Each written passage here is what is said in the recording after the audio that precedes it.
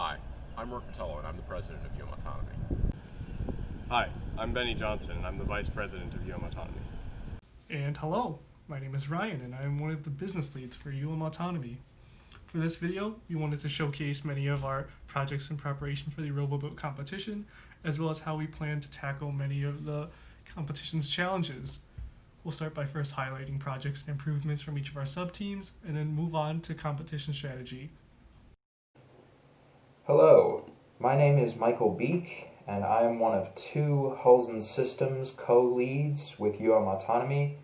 I am a naval architecture student at the University of Michigan, and I am largely responsible for developing our team's boat hull forms for the annual Roboboat competitions.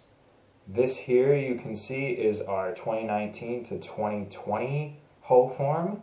It's a monohull design. It has a fairly conventional pointed bow and a flat transom back here. It's quite wide to ensure stability for our boat, as well as providing enough displacement to allow for our fairly heavy internally mounted electrical system to fit inside. It also has a very flat bottom to ensure that we have enough area to mount our thrusters and hydrophone systems. When we design a new hull form for a new season on Autonomy, the primary information that we have to inform the new year's design is by analyzing the performance of the previous year's boat.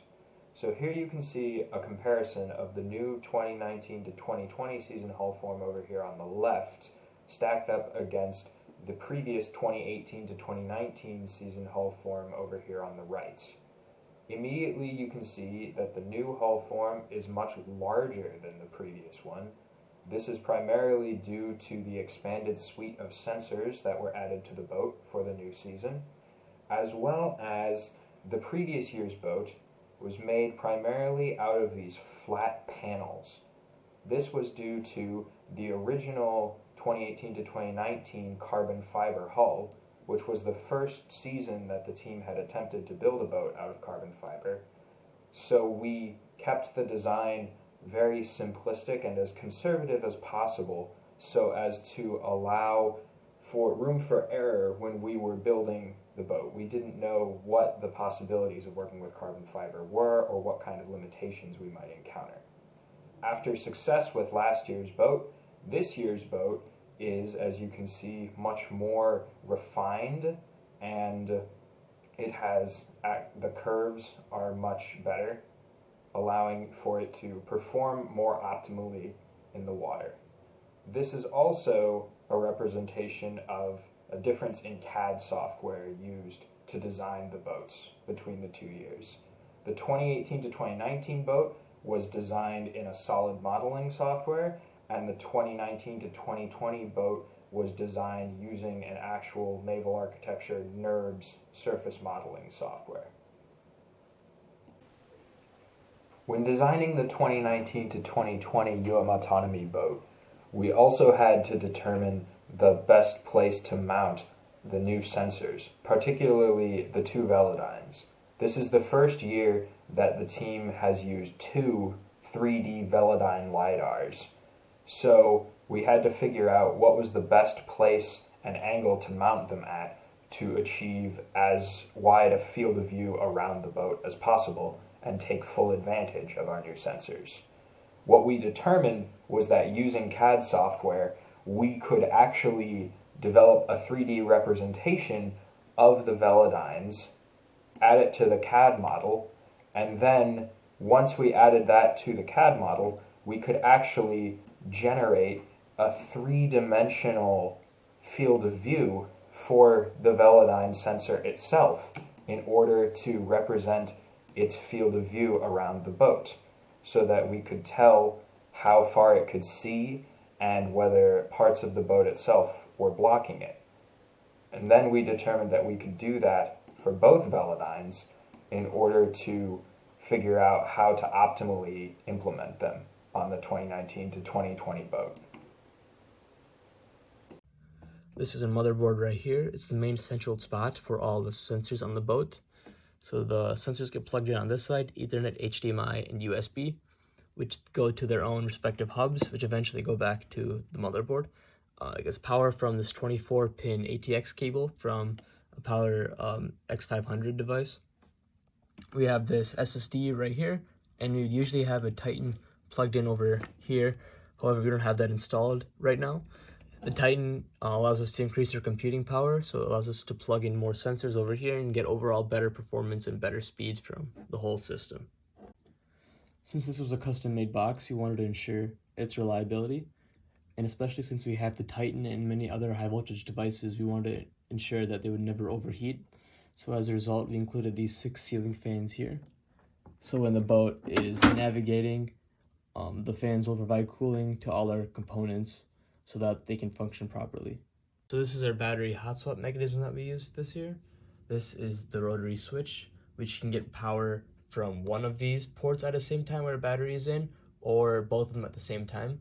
So let's say a battery is low in port 1, we will plug another battery into port 2 with a whole new charge.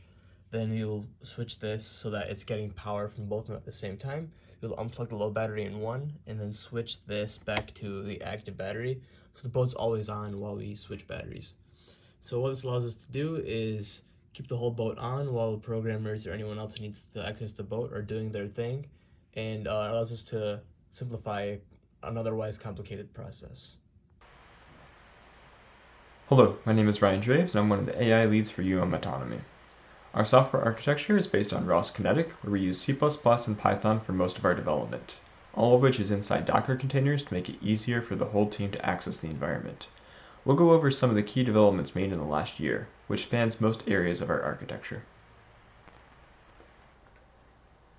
One of our major projects is continuous integration. We are now able to test and automate the process of keeping our codebase clean, bringing it up to par with standards before merging in new features.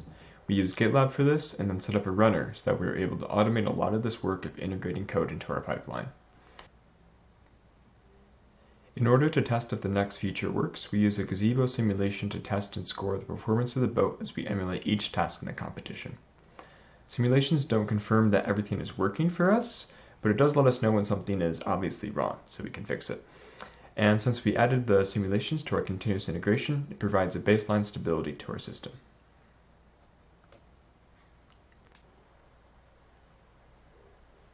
Next up, we have continuous pathing. We wanted to utilize the lateral thrusters we incorporated this year, so to do that we needed to create an all-new controller and navigation system. To do this, we developed an LQR controller, which lets us model boat dynamics, adding forces like quadratic drag and more enabled dynamics into our motion modeling. We also changed to the theta star pathfinding algorithm, which gives us a pathfinding over any angle, and when splined, gives us a continuous path to work with. You can see in the bottom left figure there the difference between stair-like paths with our previous A-star implementation and our new splined theta star paths. This is especially helpful for challenges like the obstacle field, as it allows us to follow circular paths. It also allows us to do strafing or moving sideways, which can be very valuable to our navigation.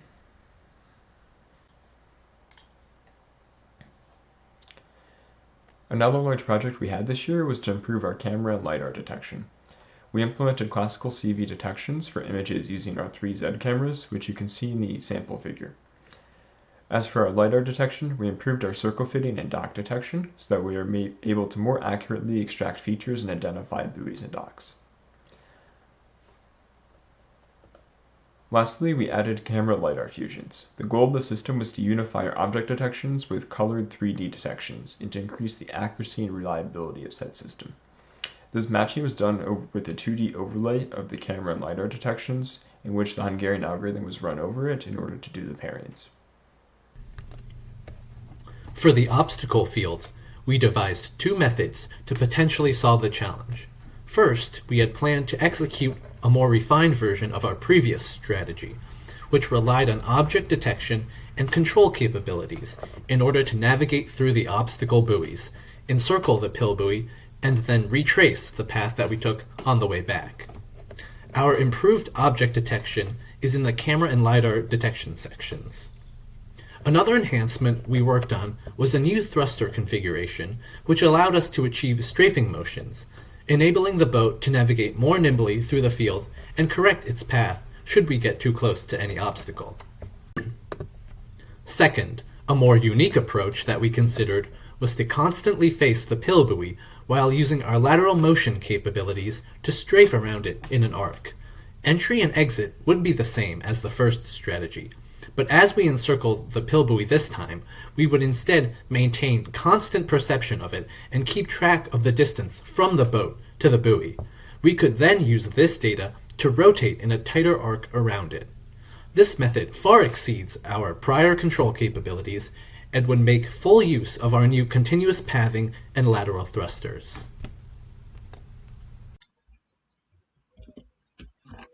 Our approach to the Object Delivery Challenge was to redesign our drone from last year. We wanted to make several improvements to the drone in order to accomplish this challenge. These improvements included increasing the deck space by using an H-frame drone instead of an X-frame drone, providing more information to our system, such as GPS coordinates the drone traveled to more accurately complete the challenge, and structurally redesigning the drone to fit the challenge now that we needed a delivery system instead of just an image detection system. Additionally, an important aspect of UAV's attempt at this challenge is ensuring safety at all times and having a fallback plan. At any point after the launch of this drone, we designed a slot to have a consistent failure assessment that would avoid the challenge and move to a safer ground landing in the event of an anomaly. As a sanity check, we also sent this feedback information to the boat, allowing the boat to remotely trigger the abort system if it detected a point of failure. For the speed gate challenge, we wanted to design a boat with a more hydrodynamic design and proper weight distribution. Since this challenge is meant to be completed at a higher speed than the rest of the course, our plan was to confirm the position of the mark buoy before crossing the gates and throttling up. On the return, we would slow down as necessary to relocalize with the buoy gate and exit the challenge. Since the shutdown, we had continued to develop our systems remotely. We value the safety of our team members, and as such, we have not met in person since March. The footage of our hardware comes from equipment stored in individuals' apartments. Our AI team has had the easiest time developing remotely and was able to wrap up the projects we discussed, but the majority of our development has gone into planning for next year. We're excited to reveal the results of these big plans that we made, and we hope to introduce major upgrades to our autonomous capabilities at competition next year. And finally, we'd like to thank our sponsors for all of their help. Without their help, none of these projects would be possible, and we are very grateful for their contributions to the team and hope they continue to support us in the future. Thank you.